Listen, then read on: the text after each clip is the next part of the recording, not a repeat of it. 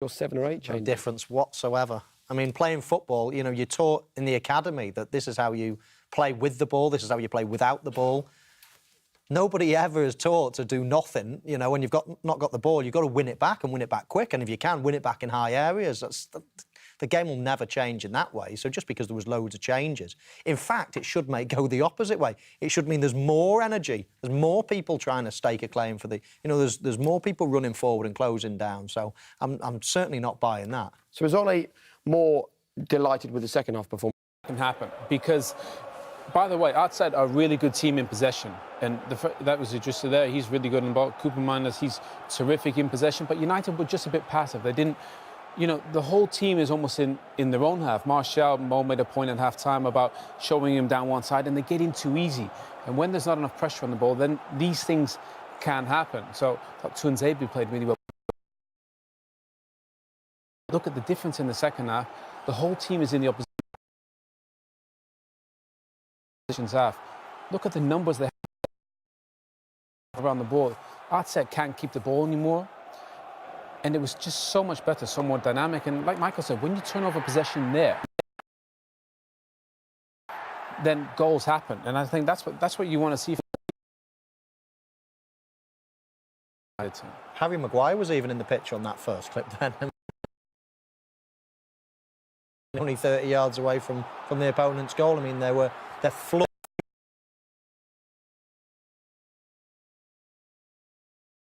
bodies forward, not only in counter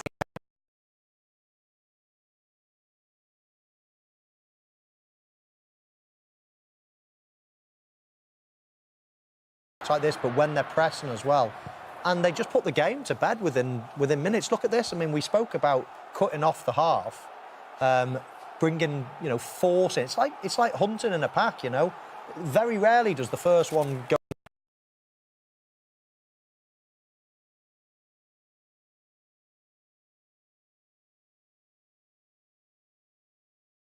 Get it, but you know, he just chips it into your, but because you've got bodies in the right position. At home, at Old Trafford, the whole team should be in the opposition's half. Centre back.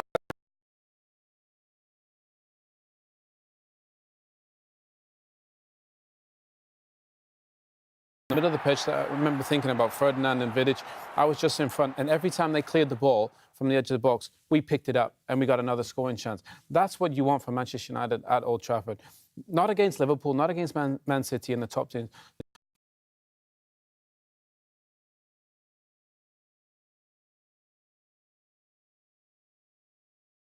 The rest, they should try and suffocate. And that second half just shows they're ready for it. They can do it. 4 goals in what? 11 minutes. In a team that is pretty good in possession. That should be the blueprint in those types of games. Has Ole and Manchester United turned a corner, or do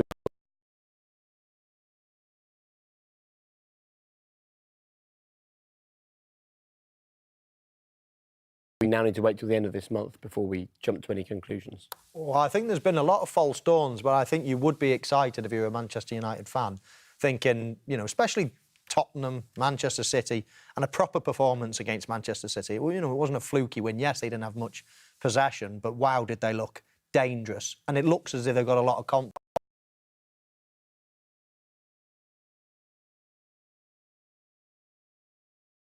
back from that. But as Owen touched on there, and as I touched on at half-time, you can't play one way, especially you can't play just as an counter-attacking team if you're a top side, because there are going to be so many teams that are inferior to you that you're going to have the ball and you have to make use of it. So I think that's probably the side of the game that Ole Gunnar Solskjaer's got to improve, because we already know they're pretty devastating when it's just a counter-attacking. So that's the end of the group stages. We're now going to the knockout phase, which, if we're being totally frank, is where the Europa League really gets exciting for us, and particularly exciting when you look at some of the names in there. Look at the teams that have dropped down from the Champions League. It really sort of lifts things, doesn't it? I mean, Ajax, Champions League semi-finals. Inter might arguably be the strongest team in the whole competition. So under Conte and Salzburg, they're really good, you know, going forward. So some really strong teams. And I think for United, this is the best way to get back into the Champions League. So they'll want to find a way to win this along with Arsenal. I mean, that page there of seeded teams is a reminder of how important it is for Celtic, Arsenal and Manchester United to win the group and avoid any of those sides. Yes, it is. I mean, it's vitally important. And not only just the team that you play, but obviously getting your second leg at home can be important, depending on the size of team you are, the fan base and the atmosphere it creates. But teams like Celtic, it has to be a huge advantage going back to Celtic Park for the second leg. Certainly was very beneficial for Liverpool last season in knockout competitions. So that's another benefit. There are a few dangers, though, if we have a look at the unseeded teams, and you can see there that Rangers and Wolves, disappointingly for both of them, are in there. There was a point tonight where it looked like every single British side were going to top their group. But again, the clubs that have dropped down from the Champions League, and when you take a look at, you know, the likes of Olympiacos, Club Brugge, Roma are in there as well, Frankfurt. There's some real dangers there, even so when they're unseeded.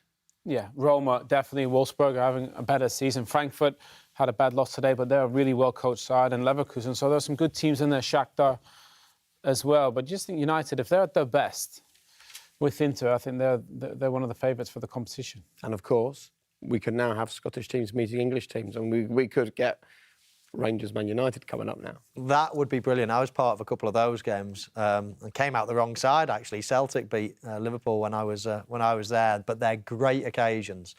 And I think it's important as well to realise that it's not happening next week. There's a good gap now. So teams like Manchester United, they can keep improving over the next month or so. They can be a real force in this group.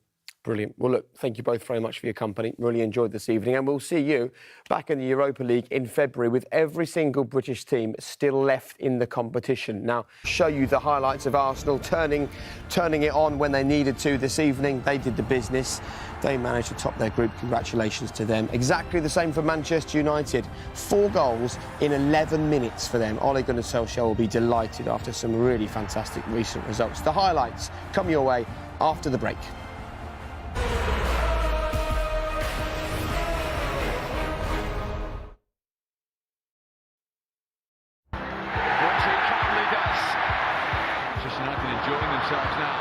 Greenwood, look at the confidence. 2 for him, now 4 for Manchester United. Ollie, at half-time, I don't think many people saw that coming. What did you say at half-time to get them going? It's the be more us, be more Man United. I know it's difficult for players when you put a team that hasn't really played together.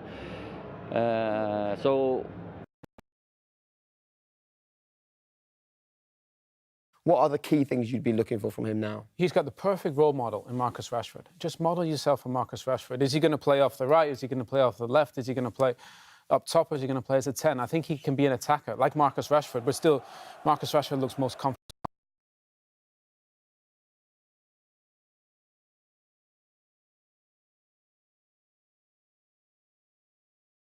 Left, but he can play off the right and he can play as a number 9. I think Mason's going to be the same, but I think for his age, at 18, I think he's an incredible natural finisher.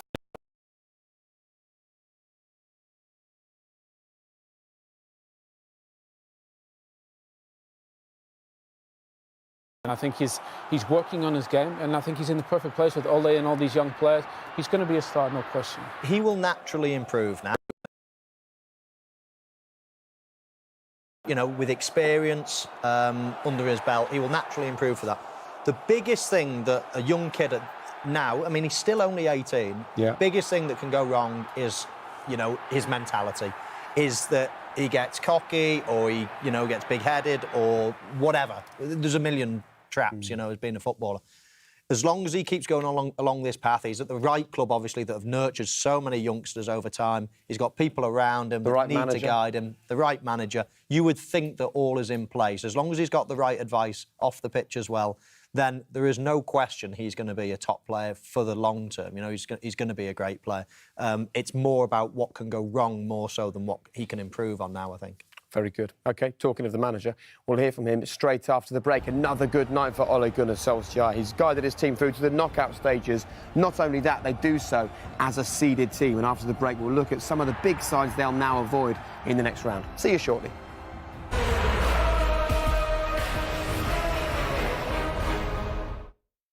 Lyon, Napoli, Real Madrid. That'd be quite tasty. Are they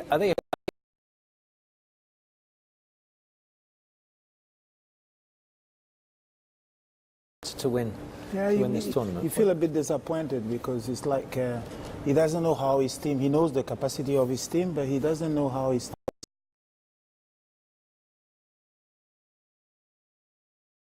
going to handle the next matches coming. It's like we are strong, but at any time something can happen and play against us.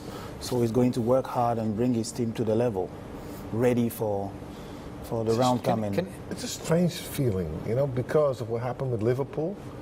You think a little bit different than from them, but that's in not, the Champions League, or no, himself as well, because he puts himself on the underdog now. Yeah. He says that the other are better equipped and things like that.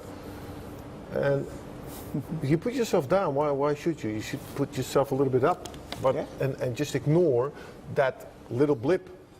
It's not a little blip, but it's a blip. Is he being realistic? Does he think he hasn't got a good enough defence to be able to actually win this competition?